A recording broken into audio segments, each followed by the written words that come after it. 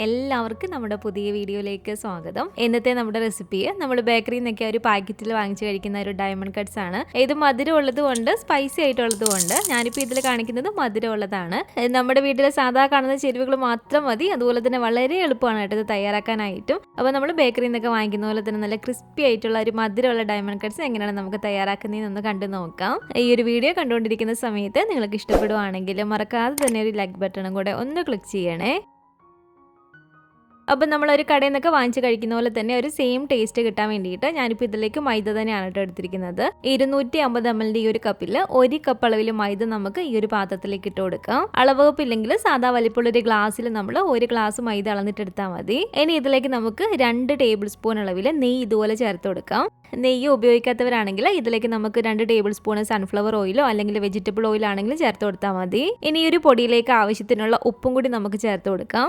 പിന്നെ ഈ ഒരു പലഹാരത്തിന് ചെറിയൊരു മഞ്ഞ കളർ കിട്ടാൻ വേണ്ടിയിട്ട് ഞാനൊരു 2 നുള്ള മഞ്ഞൾപ്പൊടി ഇതിലേക്ക് ചേർത്ത് കൊടുക്കുന്നുണ്ട്. ഇതിന് പകരമായിട്ട് നിങ്ങൾക്ക് യെല്ലോ ഫുഡ് കളർ വേണമെങ്കിൽ ചേർത്ത് കൊടുക്കാം. ഇനി കളറൊന്നും ചേർത്തില്ലെങ്കിലും കുഴപ്പമൊന്നുമില്ല കേട്ടോ.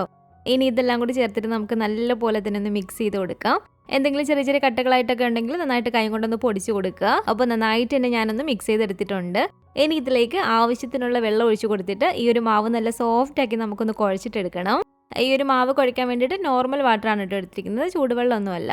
വെള്ളത്തിന്റെ അളവ് കൂടിയും പോകാൻ പാടില്ല. അതുകൊണ്ട് നമുക്ക് ഇതുപോലെ കുറച്ച് വെള്ളം ഒഴിച്ചു കൊടുത്തിട്ടൊന്ന് കുഴച്ചിട്ടെടുക്കാം. ആദ്യം ഞാൻ ഇതിലേക്ക് ഒരു 3 ടേബിൾ സ്പൂൺ അളവിൽ വെള്ളം ഒഴിച്ചു കൊടുക്കുകയാണ് കേട്ടോ. ചെറിയ ടീസ്പൂൺ അല്ല, വലിയൊരു ടേബിൾ സ്പൂൺ ആണ്.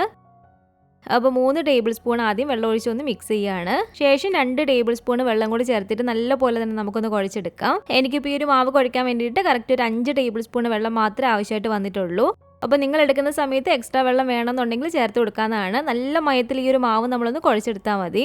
നല്ല പോലെ തന്നെ നമ്മളൊരു 3-4 മിനിറ്റോളം ഈ ഒരു മാവ് കൈ കൊണ്ട് നന്നായിട്ടൊന്ന് കുഴച്ചിട്ടെടുക്കുക.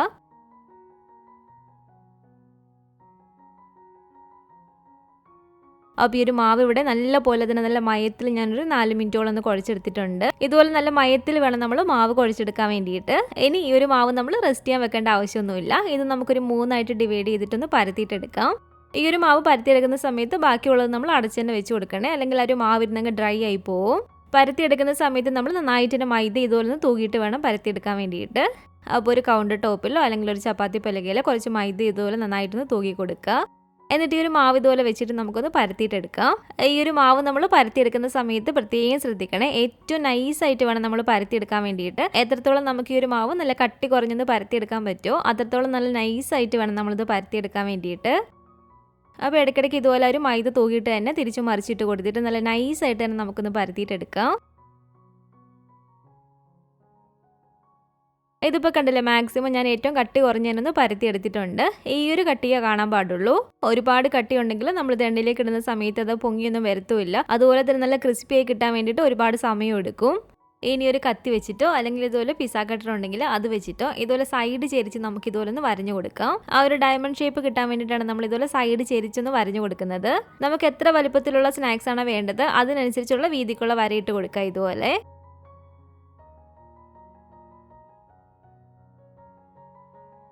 ഈ ഒരു സൈഡ് ഇതുപോലെ ഫുള്ളായിട്ടൊന്ന് വരഞ്ഞതിന് ശേഷം അപ്പുറത്തെ സൈഡും അതുപോലെ തന്നെ നമുക്കൊന്ന് സൈഡ് ചെരിച്ചൊന്ന് വരഞ്ഞു കൊടുക്കാം.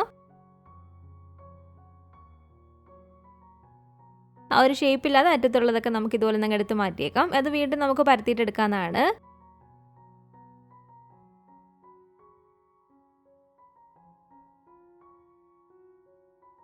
അപ്പോൾ ഒരു കറക്റ്റ് ഷേപ്പ് വന്നിട്ടുള്ളതെല്ലാം നമുക്ക് ഇതുപോലെ ഒരു പാത്രത്തിലേക്ക് എടുത്ത് മാറ്റാം. ആ ഒരു പാത്രത്തിൽ കുറച്ച് പൊടിയൊന്ന് തൂകിയിട്ട് അതിൻ്റെ മുകളിലേക്ക് ഇട്ട് കൊടുത്താൽ മതി.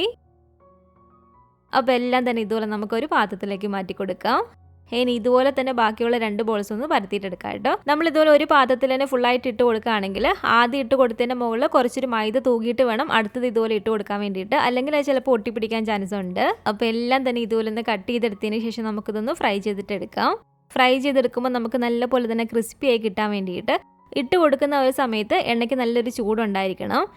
ഓരോന്നോരോന്നായിട്ട് ഇട്ട് കൊടുക്കണമെന്നില്ല. ഇതുപോലെ നമ്മൾ കൈ കൊണ്ട് കുറച്ചെടുത്തിട്ട് തന്നെ ഈ ഒരു എണ്ണയിലേക്ക് ഇട്ട് കൊടുത്തേക്കുക. എണ്ണയിലേക്ക് ഇടുമ്പോഴത്തേക്കും എല്ലാം അങ്ങ് സെപ്പറേറ്റ് ആയിക്കോളും. നേരത്തെ പറഞ്ഞ പോലെ തന്നെ ഇട്ട് കൊടുക്കുന്ന ഒരു സമയത്ത് ഒരു മീഡിയം ചൂടുണ്ടാവണം എണ്ണയ്ക്ക്. എങ്കിലേ ഇതുപോലെ നമ്മൾ ഇട്ട് കൊടുക്കുന്ന ഒരു സമയത്ത് തന്നെ നന്നായിട്ട് ഇതുപോലെ പൊങ്ങി വരത്തുള്ളൂ. ഇട്ട് കൊടുത്ത് ഇതുപോലെ ഒന്ന് പൊങ്ങി വന്നാൽ അപ്പം തന്നെ നമ്മൾ ഏറ്റവും തീയൊന്ന് കുറച്ച് വെച്ച് കൊടുക്കണേ. ലോ ഫ്ലെയിമിൽ തന്നെ ഇട്ട് കൊടുത്തിട്ട് വേണം നമ്മൾ പിന്നെ ഫ്രൈ ചെയ്തിട്ട് എടുക്കാൻ വേണ്ടിയിട്ട്. അല്ലെങ്കിൽ ഇതിൻ്റെ കളർ അങ്ങ് പെട്ടെന്ന് ചേഞ്ച് ആവുകയും ചെയ്യും, പക്ഷെ നമുക്കിത് ക്രിസ്പി ആയി കിട്ടത്തുമില്ല. തീ നമ്മൾ കൂട്ടി വെച്ച് കൊടുക്കുകയാണെങ്കിൽ ഒരു യെല്ലോ കളറിൽ നിന്ന് ഇതിൻ്റെ കളറും അങ്ങ് മാറിപ്പോവും, ഒരു ഡാർക്ക് കളറായിട്ട് വരും. അപ്പോൾ തീ നല്ലപോലെ തന്നെ കുറച്ച് വെച്ച് കൊടുത്തിട്ട് തിരിച്ച് മറിച്ചിട്ട് കൊടുത്ത് നല്ലപോലെ തന്നെ ക്രിസ്പി ആയി വരുമ്പോഴത്തേക്കും നമുക്കിത് എണ്ണയ്ക്കകത്ത് നിന്ന് എടുക്കാനാണ്. അപ്പോൾ ഇതിവിടെ നല്ല ക്രിസ്പി ആയിട്ട് തന്നെ കിട്ടിയിട്ടുണ്ട്. നമുക്കിത് എണ്ണയ്ക്കകത്ത് നിന്ന് കോരി മാറ്റിയേക്കാം. അടുത്തത് നമ്മൾ ഇട്ട് കൊടുക്കുമ്പോഴത്തേക്കും തീ ഒന്ന് മീഡിയം ഫ്ലെയിമിൽ വെച്ച് കൊടുക്കുക. എന്നിട്ട് ഇതുപോലെ പൊങ്ങി വരുമ്പോഴത്തേക്കും വീണ്ടും നമ്മൾ ലോ ഫ്ലെയിമിലേക്ക് ആക്കി കൊടുത്തിട്ട് നല്ലപോലെ തന്നെ ഫ്രൈ ചെയ്തിട്ട് എടുക്കാം കേട്ടോ. അതും ഇതുപോലെ നല്ല ക്രിസ്പി ആയിട്ട് വരുമ്പോഴത്തേക്കും നമുക്ക് എണ്ണയ്ക്കകത്ത് നിന്ന് എടുക്കാനാണ്. ഇതുപോലെ ബാക്കിയുള്ളതെല്ലാം തന്നെ ഒന്ന് ഫ്രൈ ചെയ്തിട്ട് എടുക്കുക. അപ്പോൾ ഇതെല്ലാം തന്നെ ഞാനിവിടെ ഫ്രൈ ചെയ്തെടുത്തിട്ടുണ്ട്. ഞാനിതൊന്ന് പൊട്ടിച്ച് കാണിച്ചു തരാം കേട്ടോ ഒരെണ്ണം. നമ്മളിതൊരു മധുരമുള്ള ഒരു ഡയമണ്ട് കട്ട്സ് ആയിട്ടാണ് ചെയ്യുന്നത്. അപ്പോൾ ലാസ്റ്റായിട്ട് ഇനി നമുക്കൊരു കാര്യം കൂടി ചെയ്യാനുണ്ട്. ഇനി ഈ ഒരു പാത്രത്തിലേക്ക് നമുക്കൊരു അരക്കപ്പ് അളവിൽ പഞ്ചസാര ചേർത്ത് കൊടുക്കാം. ഈ ഒരു പഞ്ചസാരയിലേക്ക് ഒരു 1/4 കപ്പ് അളവിൽ മാത്രം വെള്ളം കൂടെ നമുക്ക് ചേർത്ത് കൊടുക്കാം. അരക്കപ്പ് അളവിൽ പഞ്ചസാരയാണ് നമ്മൾ എടുക്കുന്നതെങ്കിൽ അതിൻ്റെ പകുതി മാത്രം ഇതുപോലെ 1/4 കപ്പ് വെള്ളം ചേർത്ത് കൊടുക്കുക. എന്നിട്ട് നമ്മൾ തീ കുറച്ച് വെച്ച് കൊടുത്തിട്ട് തന്നെ നല്ല പോലെ തന്നെ ഇതുപോലെ ഇളക്കി കൊടുക്കാം. പഞ്ചസാരയൊക്കെ നന്നായിട്ട് അലിഞ്ഞ് ഇതൊരു ഒറ്റനൂൽ പരുവായിട്ട് നമുക്ക് കിട്ടണം. ഒറ്റനൂലിനേക്കാളും കുറച്ചും കൂടെ ഒന്ന് കട്ടിയായിട്ട് വേണം നമ്മൾ എടുക്കാൻ വേണ്ടിയിട്ട്. ഇതിലേക്ക് ഞാനൊരു 1/4 ടീസ്പൂൺ അളവിൽ ഏലക്കാപ്പൊടിയും കൂടി ചേർത്ത് കൊടുക്കുകയാണ്. ഇത് വേണമെങ്കിൽ ചേർത്ത് കൊടുത്താൽ മതി കേട്ടോ. ആ ഒരു ഏലക്കയുടെ ഫ്ലേവർ വേണമെങ്കിൽ ചേർത്ത് കൊടുത്താൽ മതി ഇതുപോലെ. എന്നിട്ട് നല്ലപോലെ തന്നെ നമുക്കിതൊന്ന് ഇളക്കി കൊടുക്കാം.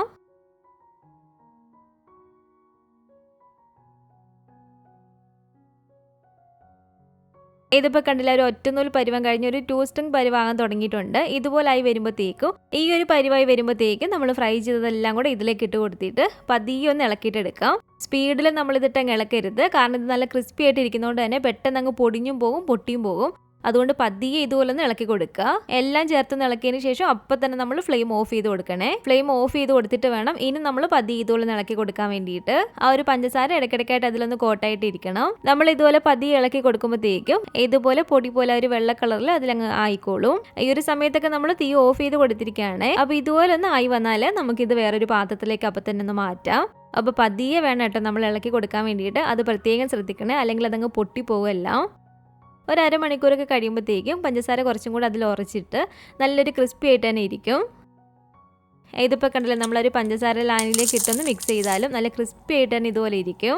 ഇത് നിങ്ങൾക്ക് സ്റ്റോർ ചെയ്യണമെങ്കിൽ എയർ ടൈറ്റ് ആയിട്ടുള്ളൊരു പാത്രത്തിലിട്ട് സ്റ്റോർ ചെയ്യാവുന്നതാണ്. കറക്റ്റ് നമ്മളൊരു ബേക്കറിയിൽ നിന്നൊക്കെ വാങ്ങിക്കുന്ന ഒരു സെയിം ടേസ്റ്റിൽ തന്നെ നമുക്കിത് ചെയ്തിട്ടെടുക്കാൻ പറ്റും കേട്ടോ. നിങ്ങളിത് ട്രൈ ചെയ്ത് നോക്കിയിട്ടില്ലെങ്കിൽ തീർച്ചയായിട്ടും വീട്ടിലൊന്ന് ട്രൈ ചെയ്ത് നോക്കണേ. വളരെ എളുപ്പമാണ്, നമ്മുടെ വീട്ടിലുള്ള സാധാ ചേരുവകളും മതി. അപ്പോൾ ഇന്നത്തെ നമ്മുടെ ഒരു ഡയമണ്ട് കട്ട്സിൻ്റെ റെസിപ്പി നിങ്ങൾക്ക് എല്ലാവർക്കും ഇഷ്ടപ്പെട്ടെന്ന് കരുതുന്നു. ട്രൈ ചെയ്ത് നോക്കുകയാണെങ്കിൽ നിങ്ങളുടെ അഭിപ്രായങ്ങളൊക്കെ മറക്കാതെ തന്നെ നമ്മുടെ കമൻറ്റ് ബോക്സിൽ വന്ന് അറിയിക്കണേ. അതുപോലെ തന്നെ നമ്മുടെ ഒരു വീഡിയോ ഇഷ്ടപ്പെട്ടെങ്കിൽ മറക്കാതെ തന്നെ ഒരു ലൈക്ക് ബട്ടണും കൂടെ ഒന്ന് ക്ലിക്ക് ചെയ്യുക. നിങ്ങളുടെ അഭിപ്രായങ്ങളൊക്കെ കമൻറ്റ് ചെയ്യുകയും ഫാമിലിയും ഫ്രണ്ട്സൊക്കെ ആയിട്ട് നമ്മുടെ ഒരു വീഡിയോ ഒന്ന് ഷെയർ ചെയ്ത് കൊടുക്കുക. പുതിയതായിട്ട് നമ്മുടെ ഒരു ചാനൽ ആരെങ്കിലും കാണുന്നുണ്ടെങ്കിൽ താഴെ കാണുന്ന റെഡ് സബ്സ്ക്രൈബ് ബട്ടണും കൂടെ ഒന്ന് പ്രസ് ചെയ്ത് സപ്പോർട്ട് ചെയ്യണേ. കൂട്ടത്തിൽ കാണുന്ന ബെല്ലൈക്കണും കൂടെ ഒന്ന് ക്ലിക്ക് ചെയ്യുകയാണെങ്കിൽ ഞാനിടുന്ന പുതിയ പുതിയ റെസിപ്പികളൊക്കെ നിങ്ങൾക്ക് അപ്പം തന്നെ നോട്ടിഫിക്കേഷനായിട്ട് കിട്ടുന്നതായിരിക്കും. ഇൻഷാ അല്ലാഹ് വീണ്ടും നമുക്കിതുപോലെ നല്ലൊരു റെസിപ്പിയായിട്ട് കാണാം.